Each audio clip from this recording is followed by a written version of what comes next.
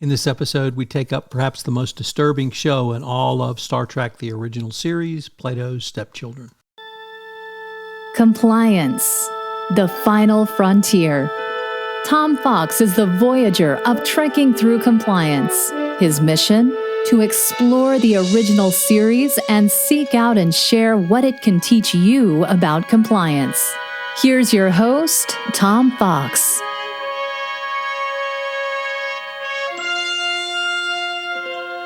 Trekking Through Compliance, Episode 65, Plato's Stepchildren.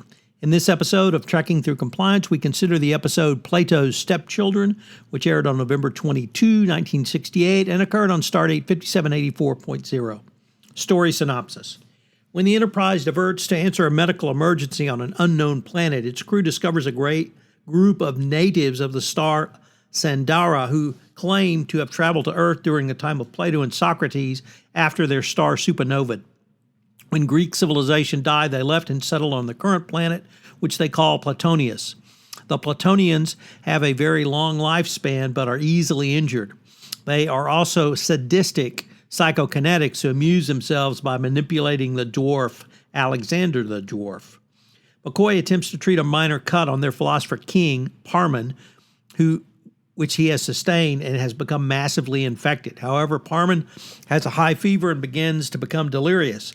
Unfortunately, his delirium translates into moving, shaking, and breaking of objects, including up on the Enterprise, which is in orbit above the planet.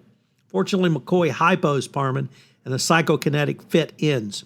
When Parman comes to, Parman and the other Platonians begin to make life miserable for Kirk, McCoy, and Spock in order to convince McCoy to stay behind and act as their personal physician. Parman first makes Kirk slap himself in the face repeatedly and then makes Kirk and Spock sing and perform silly songs for them. He also makes Spock laugh. When McCoy begs Parman not to continue forcing Spock to laugh, Parman makes him cry hysterically. In a final insult, Kirk acts as a whinnying horse while Alexander rides on his back. Spock and Kirk question Alexander and find that the Platonians' power developed 6 months, 14 days after their arrival on the planet. Spock surmises that a substance in the planet's food, which is responsible for their mental powers, since the Platonians began consuming native foods after consuming their 2 to 3 month supply of food they brought with them. The chemical kyanide is found to work in conjunction with the pituitary growth hormone, explaining why the dwarf Alexander is unaffected. The Platonians force Uhuru and Nurse Chapel to beam down for their further amusement. They force Spock to serenade Chapel and Kirk to kiss Uhuru. Kirk and Spock are forced to take a hot poker and whip and pretend to use them on the women. Alexander tries to stab Parman but is discovered and forced to turn the knife on himself. However, Kirk gives the Platonians a taste of their own medicine when he stops Alexander by using the psychokinetic power he has acquired using a kyanide injection given to him by McCoy. Mind games between Parman and Kirk reveal Kirk to have the stronger power, and Parman backs down and promises to behave in the future. Kirk takes Alexander with him, leaving the Platonians to their own devices and warning that he can recreate the psychokinetic power if it should be needed. So what is the fun fact from today's episode? Well, unfortunately, it's really not a fun fact, but it's certainly commentary. This episode is most well known for the first interracial kiss on television. However, when rewatching this, it became clear that it really wasn't a kiss intended by the Platonians. It was a rape, which they wanted to watch.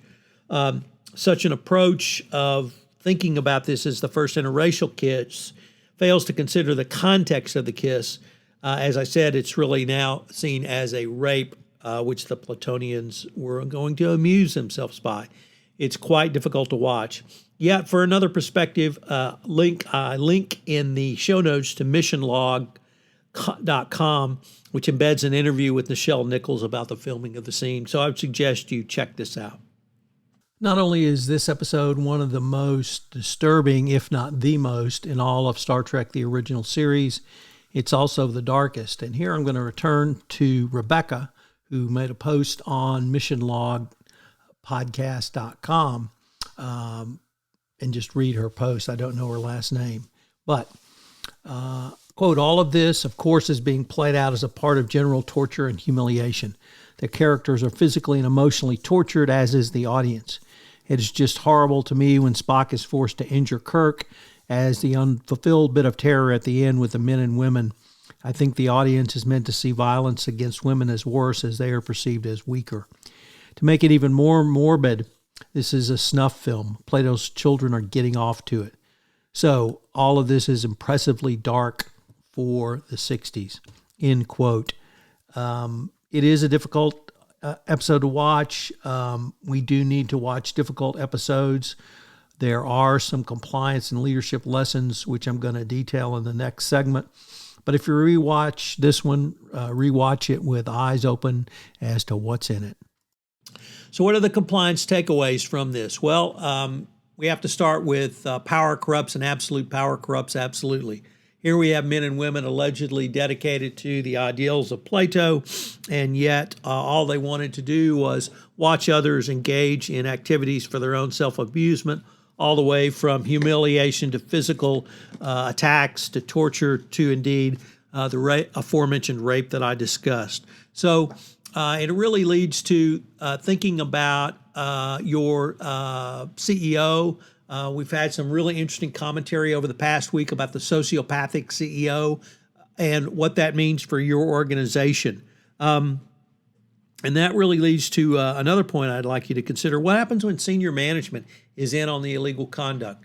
Obviously, from the FCPA perspective, we have the Cognizant Technologies case, which where we had C-suite involvement in the bribery scheme.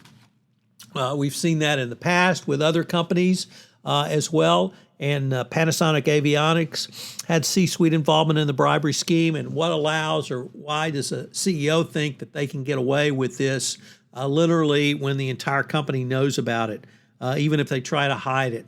So that really leads to point 3, and it's internal controls. So that's why you have internal controls, obviously to prevent misconduct, but also to detect misconduct. And this was important for the both Panasonic Avionics perspective and in Cognizant Technologies. In Panasonic Avionics, you had the CEO with a unfettered discretionary fund of $10 million, which he used to pay bribes. But in Cognizant Technologies, you finally had the bribery scheme, which once again was centered in the C-suite, with C-suite members now under individual indictment for their roles in the bribery scheme. You had internal controls pick this up, and it reported to the board of directors, who then turned around and reported it to the Department of Justice within 2 weeks of notice.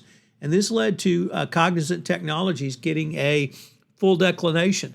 This was a very significant case. It really stunned a lot of us in the compliance community because we had thought if you had C-suite involvement, you could not get a declination.